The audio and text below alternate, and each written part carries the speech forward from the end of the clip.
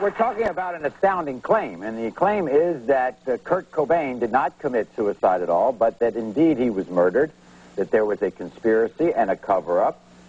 And the authors of a new book called Who Killed Kurt Cobain, Ian Halpern and Max Wallace, believe that the suspicion could be right at the feet of Courtney Love.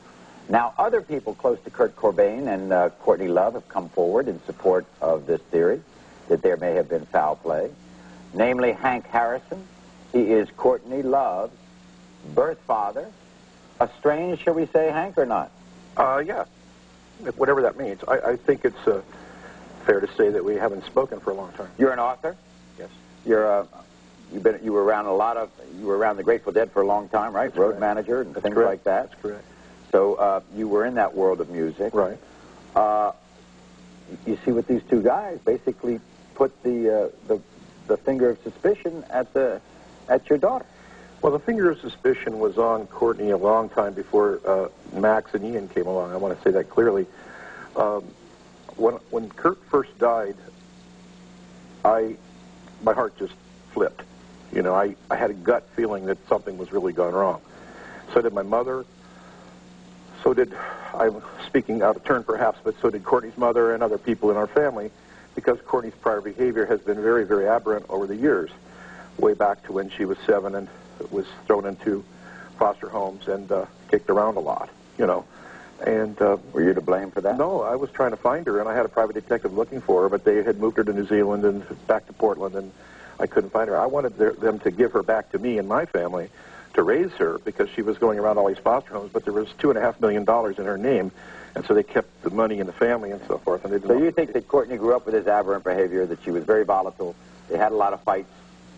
She stabbed a girl on the school ground in Oregon, and it's kind of a precursor to the recent news. You know, it's a sad situation, but she's always been very violent, and she's been treated badly.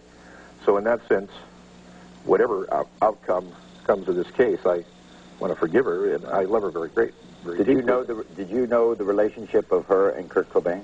Oh, yeah. Were you around it?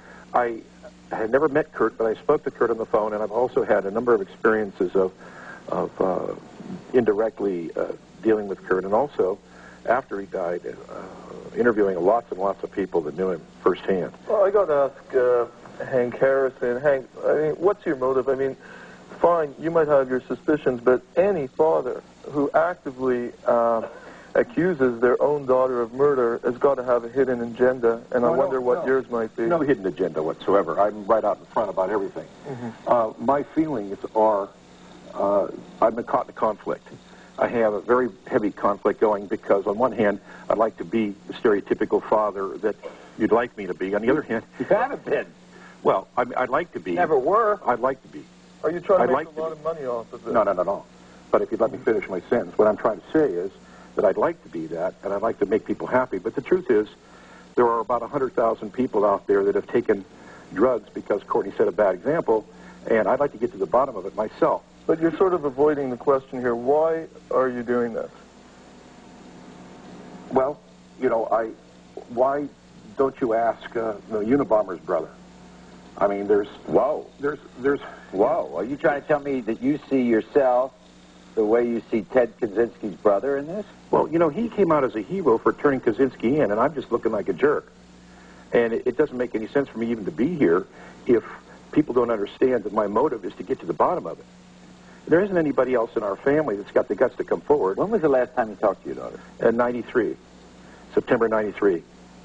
So it was a full year before this even happened. Yes, but at that time I had sensed there was something wrong in the marriage, and also... Here, from the other side is the way you look, okay? Here is Courtney Love. Her career is skyrocketing. She's had hit movies. She's had big nominations in movies. Yeah, but the real hit movie is her in that movie is really the real Courtney Love. In other words, the real Courtney is the Larry Flint movie. That's the real Courtney. She wasn't even acting. I've seen her that way. I've seen her wiped out on drugs. I've had to detox her in my own living room. Let me answer your question. You asked whether we believe Hank. We investigated Hank quite thoroughly, because we were very suspicious of his motives, anybody that would say these things about his own daughter. Everything that Courtney said about Hank is not true. She says that he gave her acid when she was 3, and that it's in the court records. We investigated those court records. didn't happen. She said she's only seen him 10 times in her life. That's not true. She lived with him for many different periods. We have the documents to prove that. Correspondence. However, everything she says about Hank, those are lies. But it's important to remember, Hank never met Kurt. So that's what we say about Hank, that a lot of what he says about the actual death has to be taken with a little grain of salt. We have to break off this because we have to move on to other stories. But as we leave this, you interviewed a man named Tom Grant, who was originally hired by Courtney Love. Is that correct? Tom Grant was Courtney Love's private investigator. He worked for her for more than 7 months. He was hired to find Kurt when he disappeared from a Los Angeles drug rehab center. It was him. He was a very respected former Los Angeles police detective. He's never accepted any money for this story. He's been offered a lot of different tabloid offers. He came out publicly, and he said that he was convinced, based on the evidence that he saw, the fact that Courtney had lied to him from the beginning, he was convinced that Courtney was involved in a conspiracy to kill her husband. We investigate in the book. We investigate his accusations, the evidence that he brings forward. We shoot down a lot of his theories, but our conclusion is that we have not seen the smoking gun evidence that Courtney was involved, but we've certainly seen the evidence that this was a murder. So all I want is to have the case reopened just like they do. I mean, I don't have any accusations. So what you're saying is that you feel for a fact that Kurt Cobain did not commit suicide. There's no question based on this evidence. And you just want an investigation to find out what happened, who did it, and who was involved. It's in everybody's best interest because also there's been 68 copycat suicides. John F. Kennedy.